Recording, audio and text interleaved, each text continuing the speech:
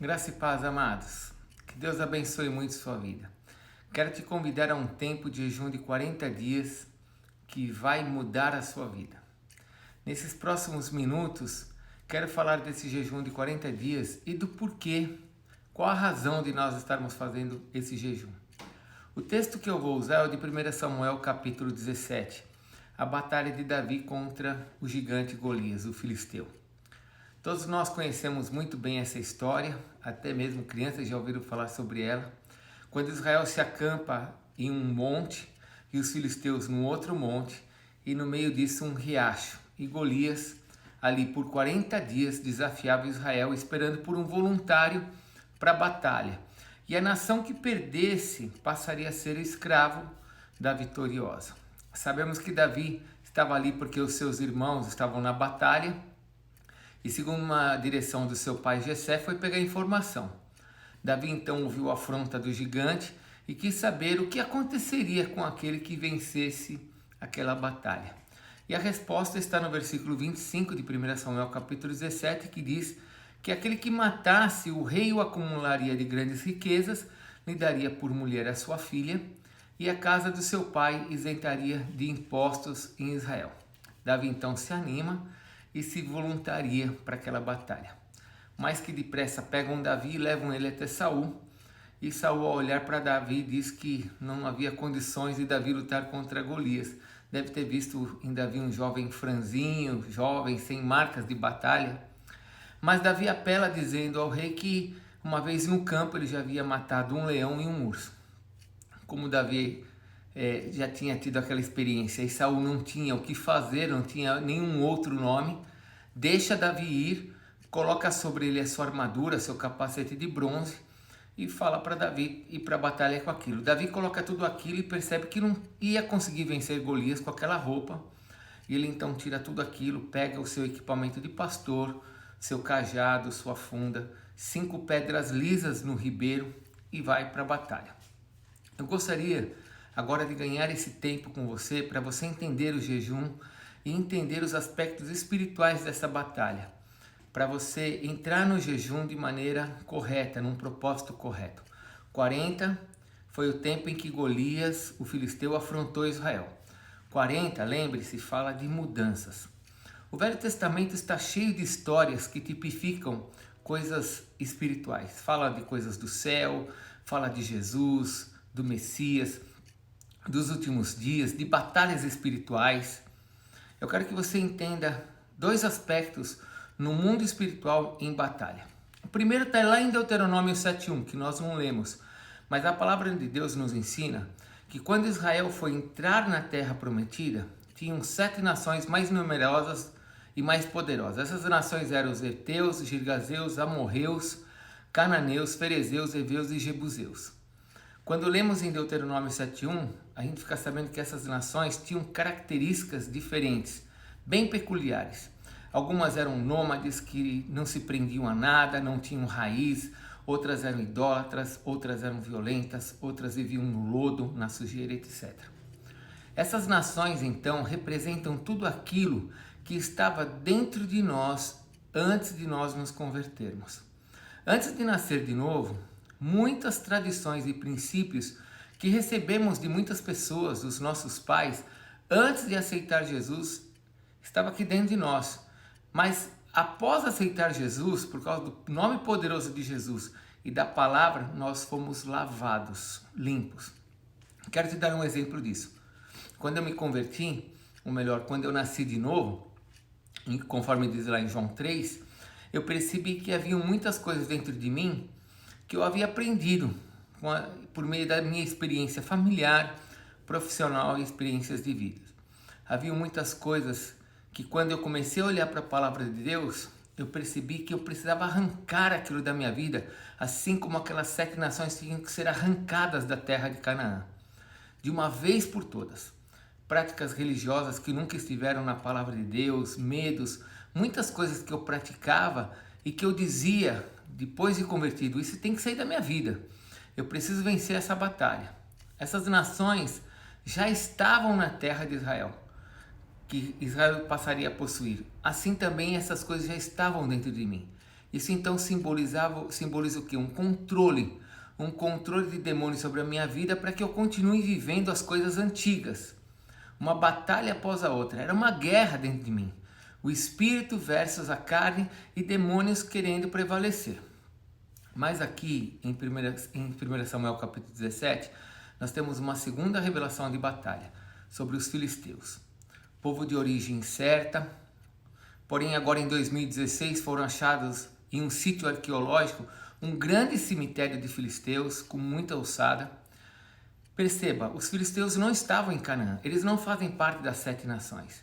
Eles chegaram naquela terra. Apesar desse povo ter desaparecido há mais de 2.500 anos, eles até hoje estão na terra. Os próprios palestinos reivindicam esse título de filisteus sobre eles. Filistins, eles falam, nós somos os filisteus. Mas independente disso, independente que seja ou não os palestinos, os filisteus de hoje, eu sei que eles estão ou estarão ali. Porque as profecias do milênio, do reino medianeiro, nos mostram que os filisteus aparecerão novamente. Então eles estão por aí.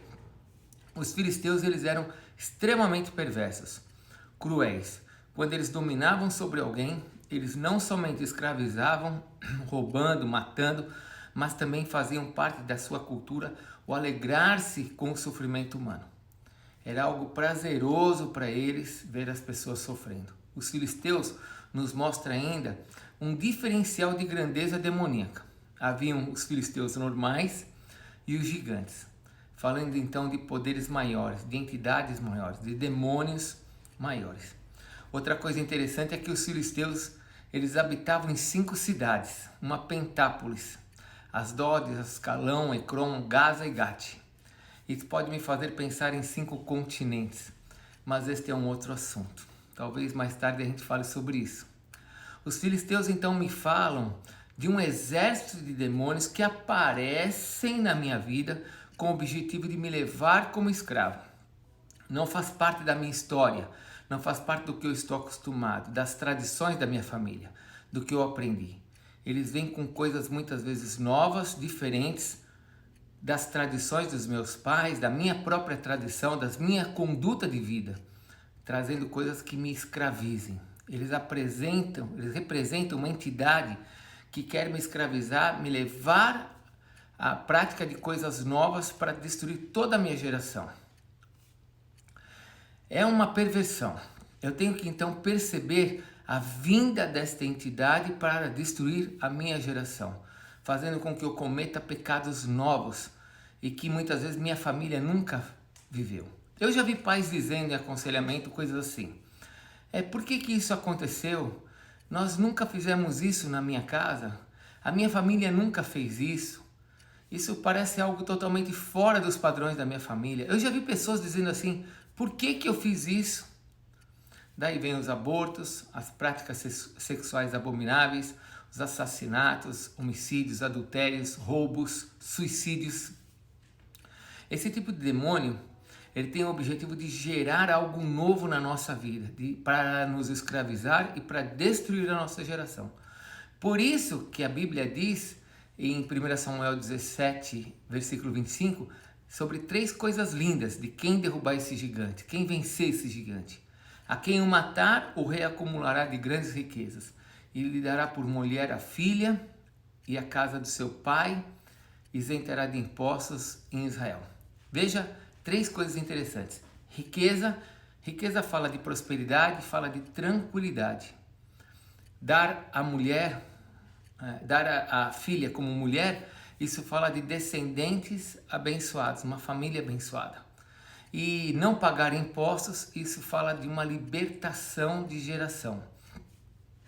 Eu gostaria que você entendesse que nesse tempo de Open Heaven, nós estamos vivendo um céu aberto. Precisamos de intimidade com Deus para termos revelações de Deus. Então que esses 40 dias venham estas revelações do Pai para você. Que você possa buscar o Pai para 2 coisas. A primeira é buscar a revelação de Deus. O que é que esses demônios podem ter feito na sua vida, podem ter feito, estão fazendo ou estão tentando fazer para destruir a sua geração, para te escravizar com coisas que a sua família não está acostumada. E a segunda coisa é que nesses 40 dias você possa parar o pecado que possa estar no seu coração. Seja lá qual foi a prática que esses demônios introduziram na sua vida, que nesses 40 dias você fique 40 dias sem praticá-las. Lembre-se, 40 fala de mudanças. Então você vai fazer um jejum pedindo discernimento e pedindo para que Deus mude a sua vida e mude o seu coração. Quero concluir esses minutos que ainda me restam dizendo para você que este jejum que nós vamos fazer não é somente para agora, mas você que pode escutar essa palavra ao longo do tempo, você pode fazer esse jejum a qualquer momento. Um jejum para se ver livre daquilo que o diabo introduziu na sua vida. Entenda que algumas coisas já estão dentro de nós porque nós aprendemos. Outras chegaram para nos levar a erros absurdos. Coisas que nós nunca pensamos em fazer, podemos ter feito, gerando consequências e maldições novas sobre a nossa família. Eu conheço pessoas que dizem assim: por que esta pessoa na minha família se suicidou? Eu não tenho ninguém na minha família que havia se suicidado. Qual é a maldição que nós abrimos? Você não abriu nenhuma maldição, sua família não abriu nenhuma maldição. Mas uma entidade chegou diante de alguém e a convenceu de que não haveria mais solução. E ela então pratica algo assustador, gerando agora uma maldição para aqueles que estavam debaixo dela, filhos, parentes e assim por diante. Busque a Deus. Passe agora esse tempo, comece esse jejum buscando a Deus. Senhor, o que é que este inimigo que veio sobre a minha vida introduziu de novo na minha vida para trazer uma maldição ou para me destruir ou para me escravizar ou para me prender?